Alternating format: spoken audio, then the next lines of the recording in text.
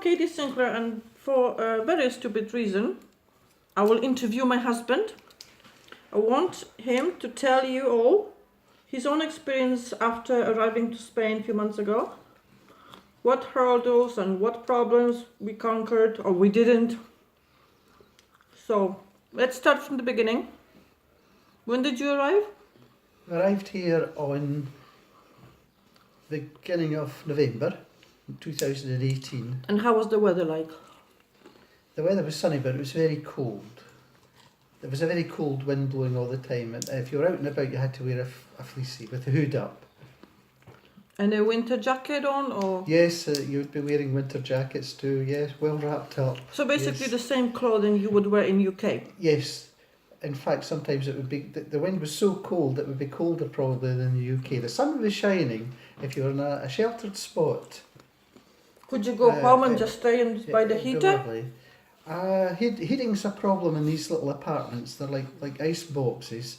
They've got tiled floors, which seem to be the nature of flooring in Spain.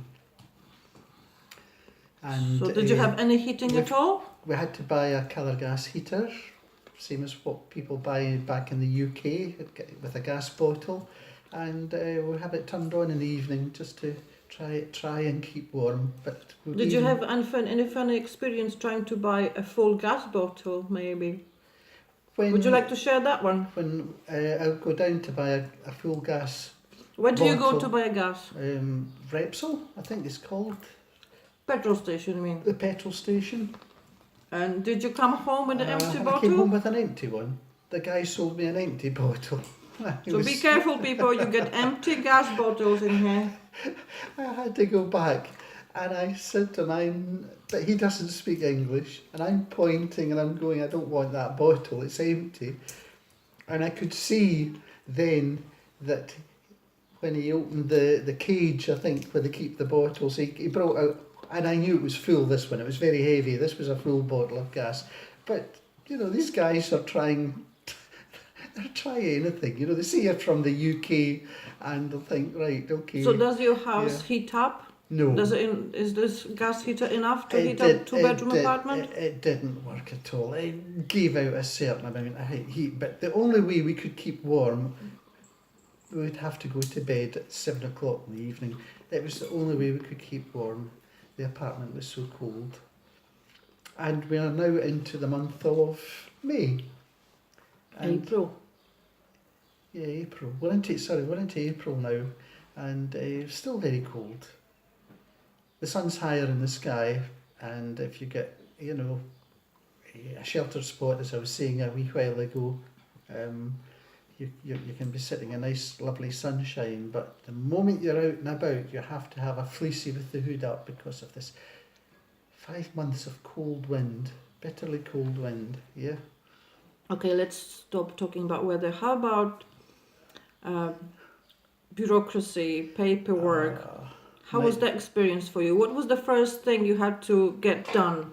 The first thing I had to get was they call it a padrone, and it meant me getting up. What is padrone? A padrone is a piece of paper that tells you that you're a resident in Torrevieja. Do you live at a certain address, you mean? You live at a certain address. Mm-hmm. And it meant me getting up very early in the morning. How early? I was getting up at before 6 o'clock in the morning because I had to be... So what month that was? January. So when you got up, was it still dark? It was pitch dark.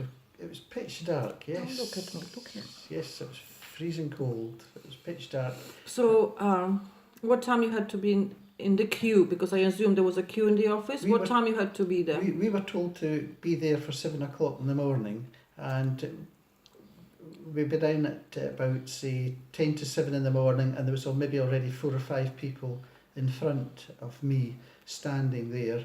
And the first thing you're confronted with was beggars looking for money off you. 7 o'clock in the morning, you had beggars? Beggars coming looking for money off you. Not a very nice experience for an old age pensioner, because I'm now retired. Was it cold? Bitterly cold. I mean, it was really. And how long you had to cold. stay in that queue? We had to stand in the queue till about 8:30 in the morning, and they came and opened the door, And by that point, So there was about 1 hour 20 minutes outside in the cold. just standing in the cold for an hour and 1 hour 20 minutes. Okay. Yeah, yeah, and there would be a queue of about 50 standing at that point when the doors opened. So did you manage to get your padrón?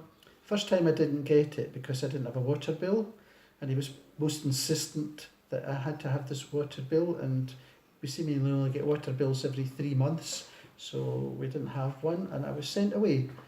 And then So when you went to go for your padrón again, do you have to queue again? I had to do exactly the same thing. I'd be up to be down there for. You had to be there before 7 o'clock because. So what time did you get up? About 5 o'clock in the morning. My goodness. Okay. So did you get the padrón second time? The second time I got the padrón. Okay. Yeah. Again, another queue. There was about 50 people standing behind me. So that is quite cruel. Very cruel experience. And what city are you talking about? This is Torrevieja. It's just south of Alicante. Yeah. Okay. So you got the padrón. What was next? What is it you need? What was that? The next thing I needed was like a national insurance number, and we had to do that through. Katie went to the Polish embassy, not the Polish embassy, a Polish agency in Torrevieja. Don't look at me. And I'm not here. yeah. Well, I do. Stop now. Just stop. See what you think of it all so far.